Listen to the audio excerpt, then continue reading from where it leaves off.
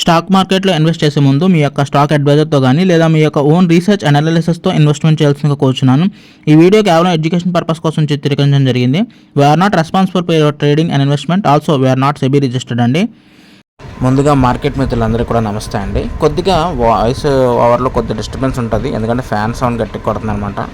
But anyhow content చేయడం చాలా important కాబట్టి నేను ఏ ప్రాంతాల్లో ఉన్నా సరే మీతో మాట్లాడడానికి ట్రై చేస్తున్నాను. దానికి సహకరించాల్సి ఈ ఒక్కరోజు ఈ 2-3 రోజులు సహకరించాల్సిందిగా కోరుచున్నానండి.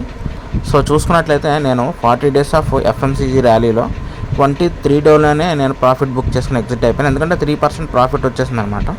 సో నేను ETF నుంచి 3% ప్రాఫిట్ అనేది ఎక్స్పెక్ట్ చేయడం అది కామన్ అనమాట. సో అందుకని నేను ఈ షేర్ ఎగ్జిట్ చేశాను, ఎందుకంటే వేరే ఇట్లా ఇన్వెస్ట్మెంట్ చేయాల్సింది కూడా ఉంది. అందుకని చాలా షేర్స్ ఉన్నాయి, అట్లు పెడదామని అనిపిస్తుంది వెళ్ళిపోతుంది, ఇదేమో వెళ్తలేదు, అందుకని ఇంకా అలా ఆగిపోయాను అనమాట. సరే ఇట్స్ ఓకే. మొత్తానికి నాకైతే విడుదల వచ్చిందనమాట ఈ FMCG ETF నుంచి. సో వేరొక షేర్లో ఇన్వెస్ట్మెంట్ చేయడానికి. సో మళ్ళీ వేరే ఒక షేర్ ఇన్వెస్ట్మెంట్ మళ్ళీ వీడియోలోకి వస్తాను guys. Until then just please take care of. ఎవరైనా ఛానల్ కొత్తగా వస్తే దయచేసి సబ్స్క్రైబ్ చేయండి. అంటిల్ దెన్ ఉంటాను మరి. Bye, take care.